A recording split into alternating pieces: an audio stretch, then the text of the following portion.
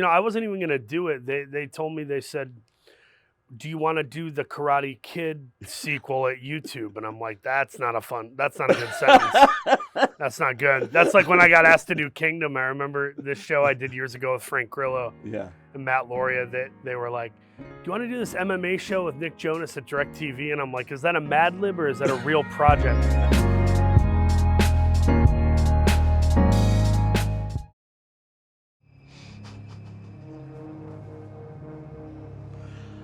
I'm telling the truth. You just said it was a story. That was the lie. Oh, that was? Yeah.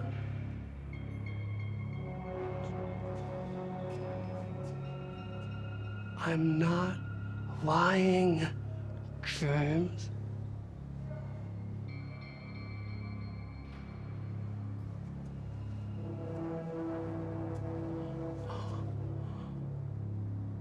You're not a killer, man.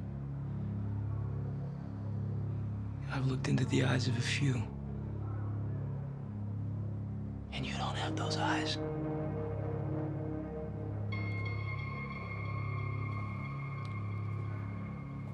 What eyes do I have? No wannabes. Welcome to the Actor's Side. Today, he has played so many interesting characters in his career here. Currently, you can see him on Apple TV Plus in Blackbird as the very scary Larry Hall, serial killer, and Cobra Kai fans, gotta love Stingray. So many things in your filmography to talk about here. Welcome, Paul Walter Hauser. Hi. Thank you. Thanks for having me, Pete. Oh, absolutely, absolutely. I'm so intrigued by you and your acting choices and where you want to go into the depths of darkness or on the fringes of society with some characters that you've played and things. So my first question is simply, what makes you sign on? I think much of it has to do with the writing is back when I was coming up and I was watching a lot of these types of videos. I still do on occasion. It's fun to hear about process and to look into the mind of somebody you enjoy creatively. Right. But there's this thing of, everybody always says, what is acting? Well, you just tell the truth. What makes you sign on? Well, it's all about the writing. A lot of these things that I thought were cliche, the older I get and the longer I stay in this business, I realize it's entirely true. It's all about the writing. So I'd say writing is first, and then secondary, you look at who am I playing opposite? Because oftentimes, directors, it's like sometimes you get somebody brilliant, but they're hard to work with. Other times you get somebody super nice, but they're not always brilliant. The director thing can almost be a crapshoot. What I try to hook into is the writing and the dance partner. So Tanya, it was, we have Margot and Allison attached scripts on the blacklist, and I read it and I was like, oh man, this is like David O. Russell and Christopher Guest had a baby or something. And and it sounds like a very difficult baby. It was the kind of thing where I'm always looking for that combo. So with Blackbird, it was, wow, Dennis Lehane's words, my dance partner's Taron Egerton. Yeah. And I was very intrigued and excited, though knowing it would be not the most fun character to have to play for an extended period of time. Difficult. Now, you've played a lot of people, living, real people, and with varying degrees of research available or actually even audio and things. In this case, this guy is still alive, Larry Hall, but you had no opportunity to obviously talk to him, I guess. No, if I wanted to try to, insert myself into that type of scenario, I'm sure I could have tried to get on over to South or North Carolina, wherever he's imprisoned, I forget. But it didn't feel appropriate. And my thought, at the end of the day, it's like, I don't want meeting him to throw off my choices, because sometimes doing that can inform choices. And other times I've heard other actors say, like, I probably should not have met that person. Yeah. So yeah, I just went off Dennis Lehane's screenplay or teleplay and tried to get creative with what I thought could be idiosyncratically relevant to a character like that. So how I eat food, how I lean against a wall. The voice was, of course, a big swing that I think paid off, and I had a lot of help in the hair and makeup department. I mean, Yeah, I that was going to ask you about the hair and makeup because Yeah. it's really chilling, you know, what they were able it's to so accomplish for you. greasy. Yeah, it's greasy and it's like this greasy, timeless black ink look to the hair and the mutton chops, which obviously I didn't grow those out. I think I had a stash, but they connected the wig with the chops into the mustache, and I think that's part of the creepiness. Yeah. They really helped out a lot with that. It was a team of these brilliant women. I hope I'm remembering names. I'm tired. I have a 2-year-old and a 6-week-old at home. I know, So congratulations. thank I you. know. It's the greatest thing in the world, but it's also there's a little bit of invasive, full Right. body fatigue going on. Nana Fisher, Galaxy, Catherine, who did my hair. These women really added a lot, and yes, so that's kind of what's helpful because it's not like Charlie Manson where there's a million pieces of footage. You are kind of going off the script and having to get creative on how to fill in the pieces, but I had a team effort on that. But that's so important to get for you as an actor to just really dive into this guy and pick Yeah. the vocal thing.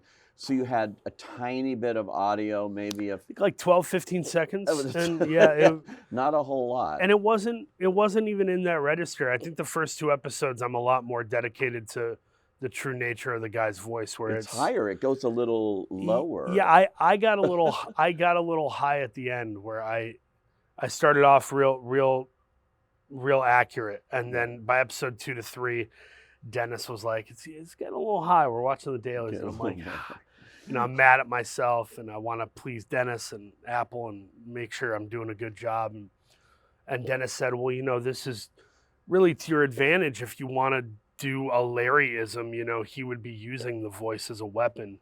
Right. He would weaponize that for sympathy or for whatever narrative he's trying to tell in that moment, whatever web he's trying to spin. So we then, by episode 3, 4, we started using it and going in different octaves. And then what was fun was to drop it, sort of like the facade was severed in certain moments where I, Larry, feel comfortable being kind of ooey gooey with the details, where Right. I'm asking Taryn's character Jimmy about the age of consent or how young of a woman girl he's been with, and and the voice drops where I'm like, give me the age or how young, and it's creepy because he's getting off on the details, and he's no longer in the facade of, well, maybe I'm just a failed janitor. It's like, no, you're a sicko. Right. You're a dark sicko. It's fascinating too, your scenes with Taryn. It's basically a two-hander when it comes down to Yeah, it's the got two some of of that Steinbeck, that of Mice and Men feel to it. Of Mice and Yeah. Men feel, a little bit of Silence True of the West. Lambs. Yeah.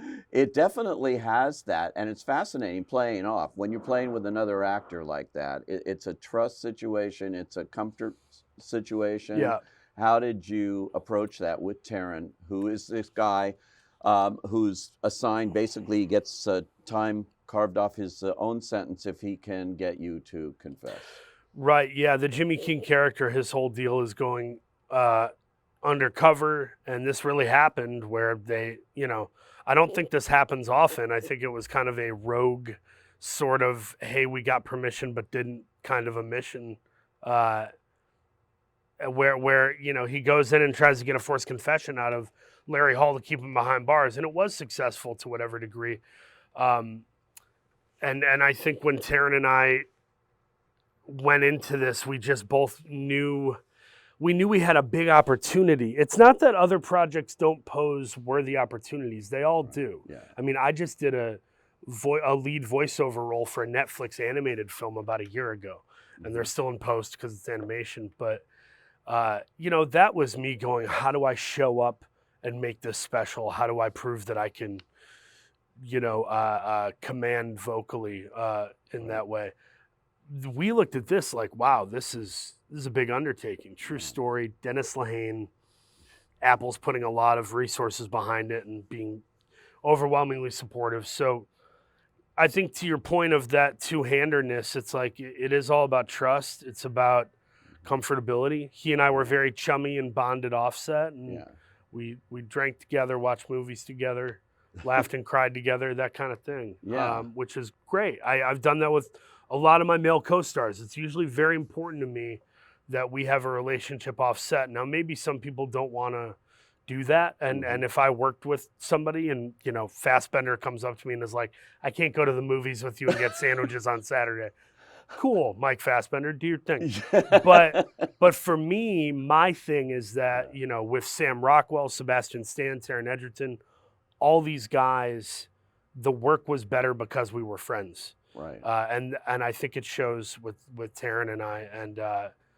And to his credit, if I had a weird improv or wanted to do something kind of physical, whatever my thing was, he didn't judge it or make me feel judged. He really let me have that lack of vanity and that sort of moment of like the cuffs are off. I can have the freedom to try something. And that's, man, is that a gift? Yeah. And then you watch the show and there's some stuff that you weren't even sure about or forgot you did, and they end up using that take. So it's like, for any actors watching, listening, it's like, unless you think you're going to get fired, like allow yourself the freedom to play and try things, because a third of the time, those silly or crazy things end up being in the project. Exactly. It's so dark when you're playing a character like this, what Larry Hall did, all of that. Yeah. Are you the kind of actor that takes it home with you, or can you just leave it at the office? Basically, and because I would think you go so deep into this, almost like you're there, Yeah, no, I mean, I really, I want to answer the question, but I also want to make a point about commitment, which is something I don't know what they teach in acting schools. I think they teach a lot of brilliant technique, which is then useful to implement into certain scenes, if not every scene. But I know that one thing that I don't know how they teach or what they teach is full-on commitment to something. Right. So if I'm in a situation in real life where I need to not look out of place in a certain neighborhood or I'm going to get stabbed or shot, I will inhabit something for the sake of survival in that moment. Mm-hmm. To me, acting's always the high wire act where it's about you're trying to survive. Right. So if you're not fully committing, you're going to get stabbed or shot, proverbially, veritably. So for me, playing Larry, it's very much like, sure, smell your armpit, chew on your cuticles, let out a weird sigh, portray lust, portray rage, portray indifference, whatever that is. It's just about really marinating and soaking in it, Yeah. And I had to do that. As far as taking it home, I think most of the time I'm very good about not taking anything home. And some projects are really fun where you're taking it home and it's like, today I was on the after party and I made Elizabeth Perkins' break character, and then Tiffany Haddish told us this crazy story about this Oscar party she went to, and then we sometimes it's really fun and you take that home and that energy. I have to imagine folks that work on a sitcom and come home every day, they're bringing better energy into their home than the person working on the medical procedural or the serial killer show, as it were. But I think for the most part, I'm good about not taking it home. Incidentally, I was not in the best. I've been very vocal about the fact that I struggled with addiction to marijuana and alcohol, and even food has been a thing my whole life. So I was not in the best place while filming. Wow. And there were nights of coming home and me and my assistant, this really sweet guy named Anthony Pettix, who helped get me sober, by the way, because he had addiction in his family, and he knew before I did that I needed to get sober. So there were some nights where I would come back from shooting, and he would just kind of look at me and, all right, we're ordering pizza. We're gonna watch Curb Your Enthusiasm. Like we're gonna peel this veneer of ickiness off of you, and wake up, realize how blessed you are. It's just a character. Chill out. But I was going through my own stuff at the time too, so it was a very toxic thing of playing an icky character and dealing with your own spiritual malady, as it were. By the way, you should be on Curb Your Enthusiasm. I've asked multiple times. I could totally see that they could... I auditioned for it in 2010 with Dorian Frankel. I'll never forget it. I went in, I auditioned for some part. I didn't get it. Oh, come on. But then I hit up my reps because I'm such a fanboy. And I was like, can you guys please try to get me on? And I've done this with like 4 shows, like Succession, Curb Your Enthusiasm. I'm like, just tell them I'm a fan, see if they'll let me hold a boom mic or something. Oh my God, I could totally see you going toe to toe with Larry David. It'd be so cool. Yeah, maybe. Look, you come from the world of stand-up comedy. You do that. Improv theater, yeah. That's a show that's basically improvised off of outline. And a lot of my buddies have been on that show and said, it's fun getting to play in that world. But that show really did help me out in a weird way. That show was a big release for me at the end of a long day. That's so cool. It's nice to have that. I recommend that. Like, even if you're not a comedy watcher and you like horror, find a way to release. It's always... forget Larry Hall, just the doom scrolling of 2023. Go find a release. Go watch Bupkiss with Pete Davidson. Go watch what did I just watch? I was telling my buddies I just watched Barb and Star go to Vista Del Mar. Oh yes, I've seen it. Yeah. It is so funny. Amazing. And it doesn't try to achieve anything other than making people happy, and I think it's good to have those at the ready, Absolutely. And let's speak about one show that you are on. Yeah. Cobra Kai. Yeah. A lot of Stingray fans out there. Mm-hmm. That character is another fascinating character. He's gone through all kinds of gradations in his life in the various... A fun little arc. Yeah. I watched season 1 on YouTube Red, and then I met up with the creators, Josh and John Hayden, and they were you could see that they were like kids in a candy store, and they were really trying to honor the origins of the story while also having this kind of manic fun, youthful, non-genre vibe that they created. And so I went in there not knowing it would be a massive success. It went from YouTube to Netflix. Right. Then it just exploded. And, Emmy nominations for comedy series. And I think it's deserving too. I don't think it's a fluke. I've seen the blood, sweat, and tears that crew and cast, especially the crew, put into that show. It's long hours, lots of characters, lots of coverage. It's grueling, but I'm so proud to be a part of a cinematic universe. I know that I got buddies like Sebastian Stan who. He's a big part of the Marvel universe, and Taron had his own action series with Kingsman. I haven't really done anything like that or been invited into those worlds yet. So to be a small part of that Cobra Kai Karate Kid story means a lot to me, actually. A very key part, I think, though, because you're sort of the audience. You're the 80s fan. You come in. I represent half the audience. Yeah, 100%. Yeah. Absolutely. It's a very... and then living vicariously. Yeah. I know. And then, he goes into a dark place, too. But and he's got to make the right decision. But at the end of 5, he got redeemed. Redemption. Yes. Yeah. I love that they always let me have fun. They always give me, whenever I get the script, that's also how you know it's good writing too, is when I get the script, I'm just I have to drop what I'm doing and immediately find out what I get to do. And it's such a joy. And I'm a big, everybody on that show, it feels lucky to be there. No ego. It's a bunch of people showing up can you believe we are a part of this Frankenstein monster. You know?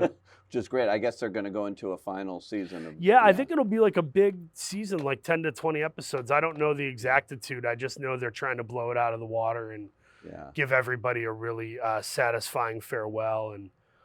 And I think the writer's strike has kind of halted that. I don't think Right. the writer's room is open right now, but when it does, I hope they have Oh yeah. a little something for my man Stingray. Oh, they will. Yeah, And I don't know them at all, but I'm.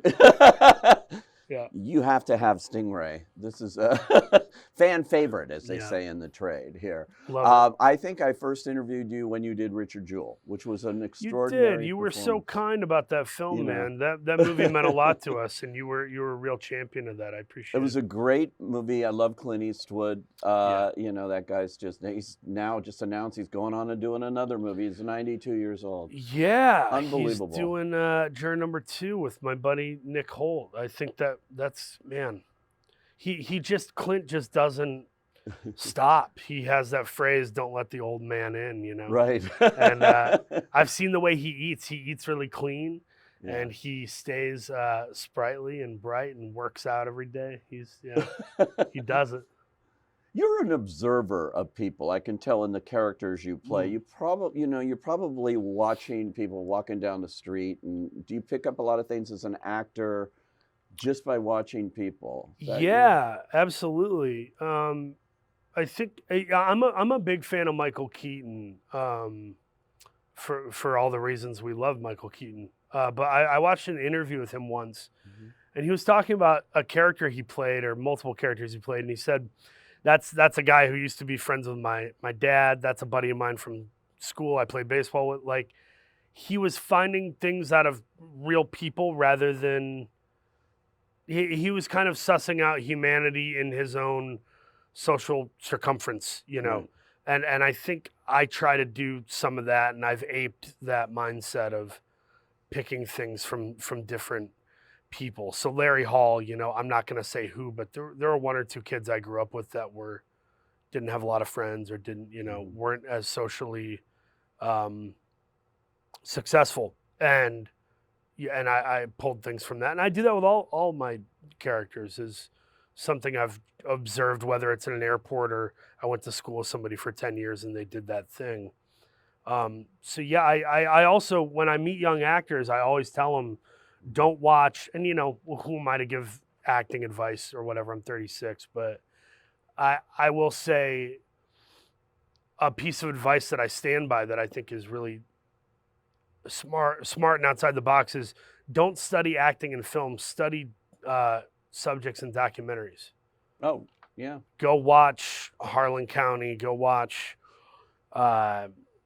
Bowling for Columbine, whatever the thing is, go watch it and study how people act in real life because that's what you're trying to capture. Yeah. The movie stuff will come unconsciously where you've just watched enough movies that you know when the camera's pulling in on you and your character's making a decision, you're going to turn and go, let's go. It's go time. Like you're going to make you're going to inhabit whatever thing you've sponged from Nick Cage or Viola Davis or whoever. Right. That's just going to come because we're human. We do that. Yeah. What won't just come that needs to be tended to and sometimes manufactured is the really small humanity stuff, you know. I look at a role like Patton Oswalt in Young Adult. Yeah. Mm-hmm. Brilliantly, you know, a guy who does wacky comedy and has done very silly things. Yeah. He can go in there with Charlize and sit in the bar and play that kind of, you know, handicapped character with a chip on his shoulder and you believe what he's doing. It's small enough. And I think that's, to me, those are my favorite guys or gals who can do really small, honest work. I think the pinnacle of that is Peter Sarsgaard in Shattered Glass, the Billy Ray film. I mean, you watch him and it's like, dude, like you are doing so much with so little and you're so present, you know. I think that's impressive. It's amazing. You mentioned comedian Patton Oswalt. I think some of the best dramatic actors are actually like you, stand-up comics and things. I even somebody like Jackie Gleason.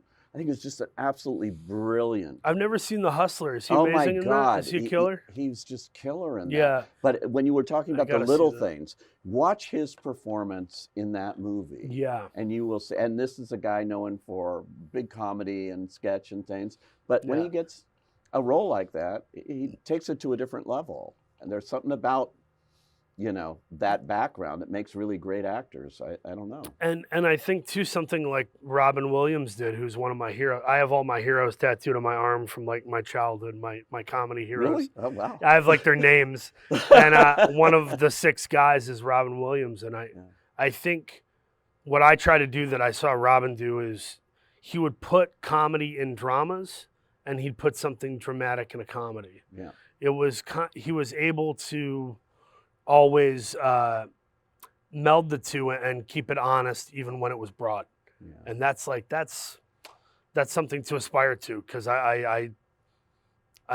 he was and is a legend and a master at that. You know? Well, Phil Hoffman was another one too. Oh yeah. I gotta say, I could not believe when I saw, I think Along Came Polly, the film he did with Ben Stiller. I think that came out within like 2 years of Capote. Yeah. And if you put those performances next to each other, it's like 2 different people. That's like Daniel Day-Lewis and Jack Black. You know, so Yeah. he, I would say even more so, is the pinnacle of being able to have that duality. Yeah. I would love to be able to inhabit that. It's amazing. Well, you're on your way. And I should mention, you won already the Golden Globe, the Critics' Choice Award. That's my group. And yeah, thank you for that. For this performance in I Blackbird. think I saw you that night. Didn't I wave high? Yeah. Oh, yeah, you did. That was a fun night. And hopefully more to come. And great talking to you. Thanks for joining us today on the Actors Set. Pleasure talking to you. I'm a fan, man. Thank you.